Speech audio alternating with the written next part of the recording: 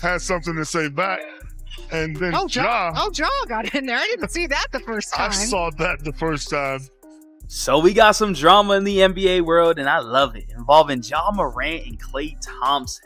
So Ja Morant, during Kim Spencer's post-game interview, he goes, "Tell him who's the best shooter in the house. It wasn't bro from Golden State." Memphis Grizzlies did play the Dallas Mavericks, which he's talking about Klay Thompson. He's throwing the shot, right? And honestly, I don't see nothing wrong with it. And he's been running his mouth for a long time, and it's funny to run your mouth when you're on the bench. It's kind of the story of his career so far, just leaving us wanting more. You know, we all want to see him out there and do his best, but he's just been letting a lot of other stuff get in the way of that. The gun wasn't mine. It's not who I am. I don't condone any type of violence, but I take full responsibility for my actions.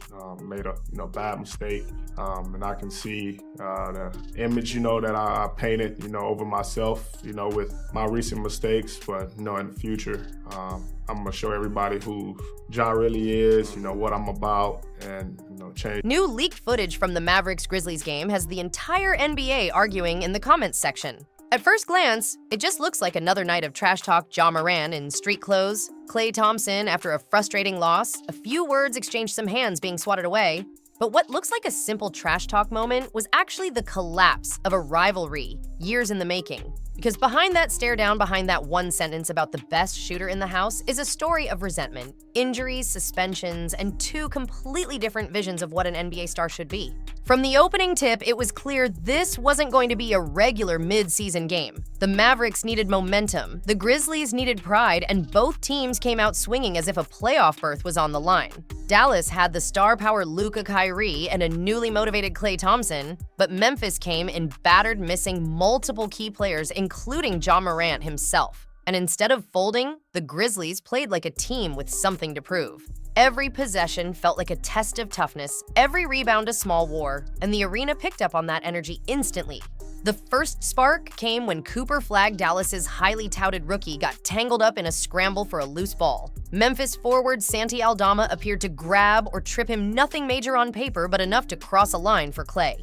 In a heartbeat, the veteran sprinted toward the rookie, stepping between him and Aldama with the kind of protective instinct you only see from a player who's lived through dynasties, injuries, and wars on the court. It wasn't chest-pounding or showboating, it was Klay sending a message. That's my guy.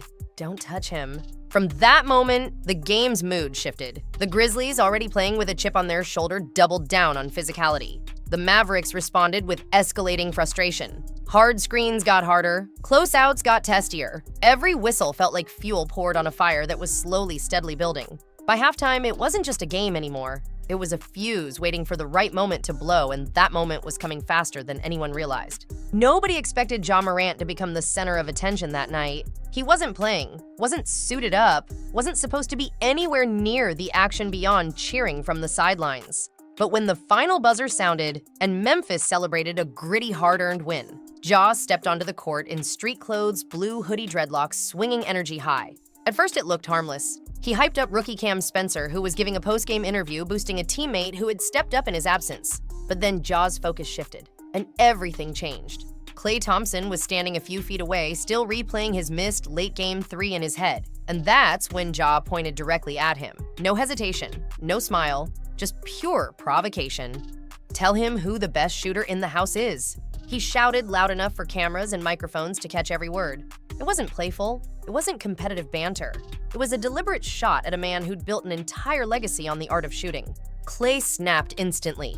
He didn't push, didn't swing. He simply swatted Ja's hand out of his face, a gesture sharp enough to slice through the noise in the arena. In less than a second, bodies flooded the court from every direction. Security coaches, teammates, all rushing in as the temperature spiked from irritation to near chaos. Ja leaned forward, barking back. Klay refused to take a single step back. Cameras swarmed. Fans recorded from every angle. And in that moment, the tension that had quietly simmered for years finally detonated, creating the viral clip that would take over the entire NBA. Klay Thompson has had emotional post-game interviews before, but nothing, absolutely nothing, came close to what he unleashed that night. Standing in front of his locker, still wearing the weight of the loss on his face, he didn't wait for reporters to warm up. The moment Ja Morant's name came up, the switch flipped. What came out wasn't trash talk. It was a veteran's raw, unfiltered truth. Years of frustration compressed into a few sentences sharp enough to cut through the entire league. He's a funny guy, Klay began, but the smirk faded instantly. He has a lot to say, especially for a guy who rarely takes accountability. Reporters went silent. No jokes, no follow-ups. They all knew the history, and they knew this wasn't just about tonight. Then Klay went further, much further, and he's been running his mouth for a long time. It's funny to run your mouth when you're on the bench. Kind of the story of his career so far. It wasn't subtle, it wasn't coded, it was a direct shot at Ja's availability, his suspensions, his repeated off-court issues. And coming from a four-time champion who had fought back from 2 catastrophic injuries, the words carried a brutal kind of authority. By the time he delivered the final blow, when you're a star, it comes with responsibility. And I hate seeing that go to waste. The clip was already being uploaded, shared, clipped, and dissected across every social platform. Within hours, it hit millions of views. Analysts reacted like they'd just watched a title fight. Fans took sides instantly.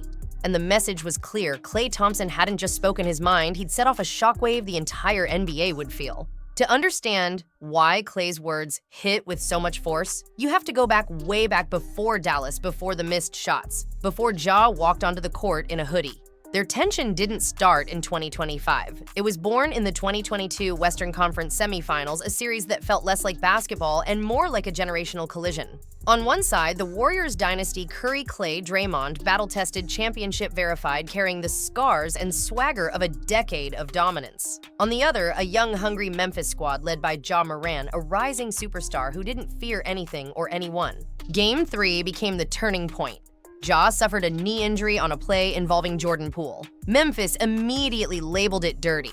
Clips spread, debates erupted, and the NBA world split down the middle. But inside the Warriors' locker room, one thing was certain: Klay wasn't letting that accusation slide. After tearing an ACL and rupturing an Achilles, he knew firsthand the gravity of an injury. So when Morant suggested foul play, Klay defended Poole with fire. That was the first crack in what became a full-blown rivalry. But the real fuel came from Ja's taunts. Dancing on the bench, yelling at the Warriors during games, posting cryptic jabs on social media, acting like the throne belonged to Memphis before they'd earned a single ring. And for Klay, a man who fought through 2 career-threatening injuries to win 4 titles that disrespect cut deep. Every celebration, every gesture, every post felt like a swipe at the dynasty he helped build. So by the time Ja pointed in his face in Dallas, this wasn't new. It was the latest chapter in a feud years in the making, one that had finally boiled over. Klay Thompson's reaction in Dallas didn't come out of nowhere. It came from everything he's survived, everything he's lost, and everything he's still trying to prove. For most of his career, Klay was Golden State royalty. A 4-time champion, a defensive anchor half of the Splash Brothers, the man who built his reputation on big moments and quiet confidence. But after tearing his ACL in the 2019 finals and then rupturing his Achilles during rehab, his life changed. Those 2 injuries stole nearly 3 years of his prime. They forced him to rebuild his body, rewire his game, and fight doubts he never used to have. When he finally returned, the Warriors celebrated him. But the front office was different. His role shrank. His contract negotiations dragged. He felt overlooked, underappreciated, and slowly pushed aside for the next generation. Klay didn't say it publicly, but everyone felt it. He believed Golden State didn't value him the way a champion of his caliber deserved. So when Dallas offered him a fresh start, he took it. Not just for basketball reasons, but for identity. In Dallas, he wasn't the aging star fighting for touches. He was a mentor, a leader, a protector of young talents like Cooper Flagg. That protective moment against Memphis. That wasn't random. It was Klay embracing his new purpose, being the veteran who stands up, speaks out, and sets the tone. And that's exactly why Ja Morant's comment cut so deeply. It wasn't just disrespect. It was a challenge to his legacy at a moment when Klay is redefining who he is. After years of injuries, doubt, and feeling pushed aside, Dallas is where he's reclaiming his voice. So when Ja stepped in his face, Klay wasn't just defending himself, he was defending the new version of himself he's fought hard to become. Ja Morant's rise was supposed to be the perfect NBA storyline, a small-town kid overlooked by major programs, who exploded into superstardom with gravity-defying dunks and fearless swagger.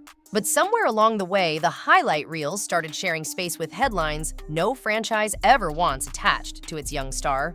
It began with troubling reports, an alleged assault on a 17-year-old during a pickup game, an altercation at a Memphis mall, and the infamous red laser incident involving Pacers staff, each one adding a layer of concern about the people around him and the decisions he was making.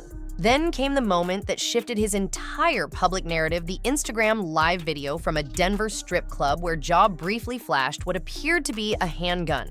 The fallout was immediate. Suspension, public apologies, league investigations. Adam Silver himself stepped forward, openly calling Ja's behavior reckless and hinting that the consequences could have been far worse. Ja promised growth, promised reflection, and then just months later, another video surfaced. Another gun, another suspension, another round of doubt.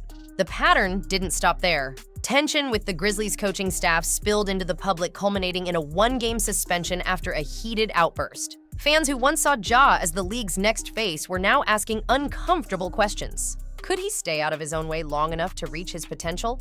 Could he lead a franchise when he barely seemed able to lead himself? That's why Klay's criticism landed so painfully.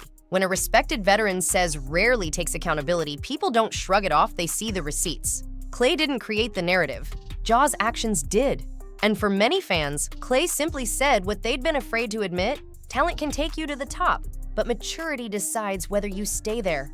The moment the clip hit social media, it detonated like a bomb. Within hours, it passed 3 million views, and by morning, it felt like the entire NBA universe had chosen a side. Old school fans immediately rallied behind Klay, praising him as a voice of reason in a league they believe has grown too flashy, too careless, too wrapped in social media theatrics. Younger fans fired back, defending Ja as the embodiment of the modern NBA: bold, emotional, unfiltered. What started as a courtside exchange transformed into a full-blown generational war. Analysts weren't any calmer. Sports shows broke down the footage like it was a heavyweight championship fight. Slow-motion replays, body language analysis, frame-by-frame breakdowns, every angle was scrutinized. Was Ja baiting Klay? Was Klay still carrying old wounds from the Warriors-Grizzlies rivalry? Had this crossed a line from trash talk into something deeper? Nobody could agree.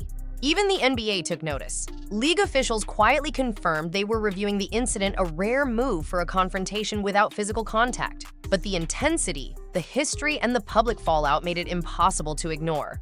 One thing became obvious: this wasn't just a moment, it was a cultural flashpoint, and the ripple effects were only beginning. What happened between Klay and Ja wasn't just a confrontation.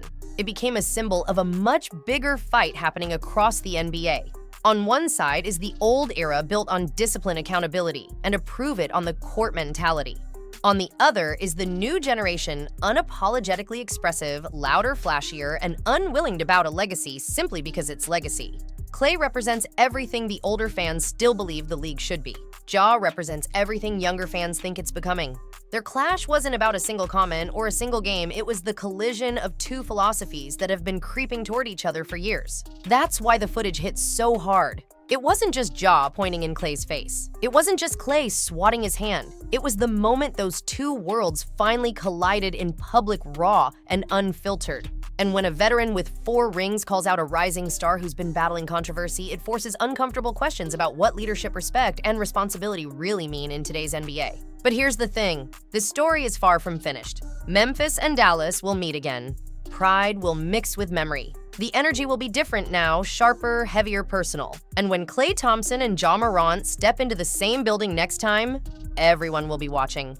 In the end, that one heated exchange between Klay Thompson and Ja Morant became bigger than trash talk. It exposed the tension between eras, the weight of reputation, and the fragile line between confidence and ego. One man fighting to protect his legacy, the other trying to prove he's the future. Their clash wasn't just emotional, it was cultural, symbolic, and impossible to ignore. And now the NBA waits, knowing this rivalry didn't end on that court. So the real question is, when these two cross paths again, will it be redemption? Or an explosion even bigger than the first?